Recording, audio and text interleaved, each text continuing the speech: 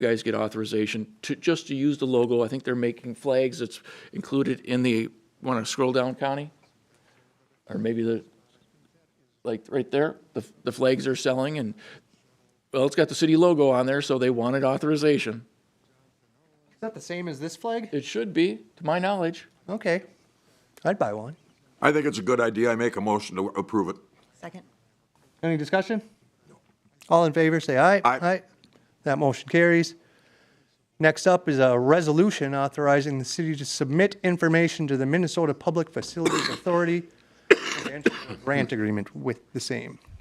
So my question is, should this even be on the P&F agenda, or should this be just on consent, or if it should be on the main agenda? That was my first question. This is, as I understand it, Connie, the bonding money we received from the state Correct. in the last bonding cycle. I think this should be on the consent agenda. Yeah, I do too. Yeah.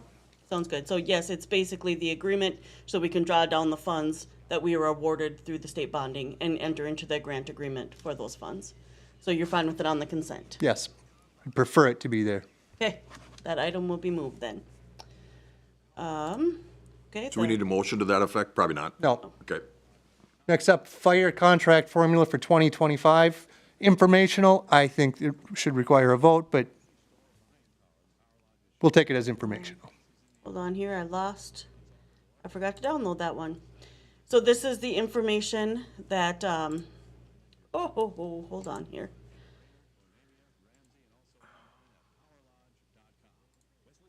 There went our quick meeting. Got to start over. Yeah, this is only our third Wednesday morning meeting, so we're figuring it out. Okay, well, this is the Fire Advisory Board met yesterday, and we always provide, in February, we provide the 2025 dollar amount that the townships need to levy for 2025 because they set their levy in March for the next year. The date's there. Anyway, it's following the same contract formula that we have. The city share increased by $22,000. Let me see if I can pull it up now. There we go.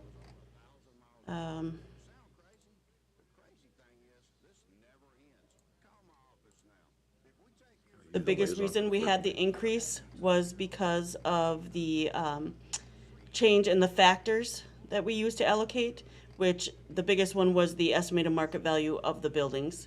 We had a significant increase there. So when you're comparing between 24 and 25, our share went up 3.9% or $22,000. So I have a question on the number of runs. Like, why are they responding so much in Brainerd, and are they responding to different things? There's obviously not 270 fires. I do not believe that they No, respond. it's automatic alarms, crashes, that kind of stuff. Yeah, and they respond. Automatic alarms. Welfare checks. There's CO alarms, there's automatic alarms that Kevin's talking about, but But it should be the same number, the same calls, just we have more of them. Right, because we're 40% of the population, but we have 52% of the calls. then there's going to be more accidents, vehicle traffic in our community than there is out in the townships. Okay. I have one comment. But that's maybe something Nick can follow up with. We met with Tim Holmes, but he can follow up with him saying, hey, There's a why and when? breakdown every month on what fire call, if it's a fire, actual fire, a CO call, automatic alarm, all that. There's a breakdown every month, and you can get that. That's on Tim's report. Yeah, it's in his report in the council.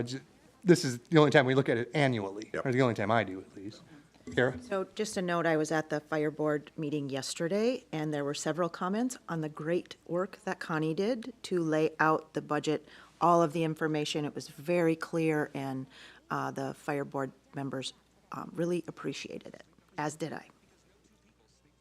Well, hats off to Connie. Thank you. Okay, this is informational. Any other discussion on it? Nope. Nope. Okay. And last up, an update. Chris? So in January, the council accepted Todd Wickland's retirement and also reestablished our 2023 Public Utilities Director work group to oversee the 2024 process.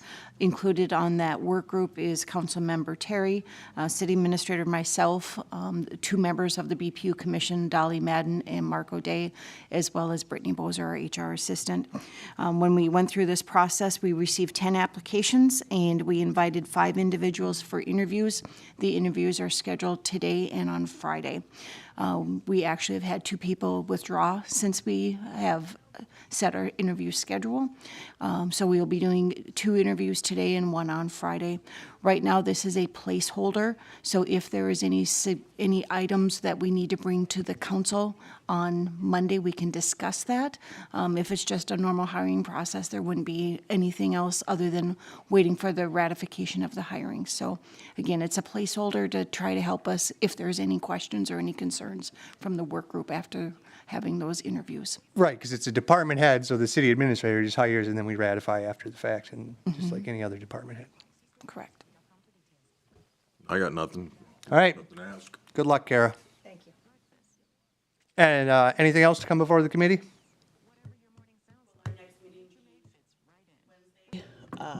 At 11 o'clock still?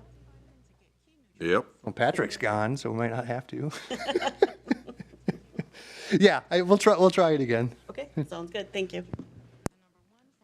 So then,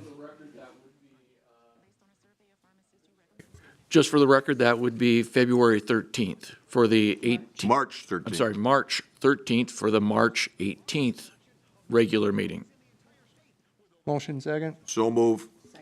All in favor, say aye. Aye. We have a meeting set for March 13th at 11 o'clock here at City Hall. And then Adjourn. we're adjourned. Good job. You're hired, Nick. 10-minute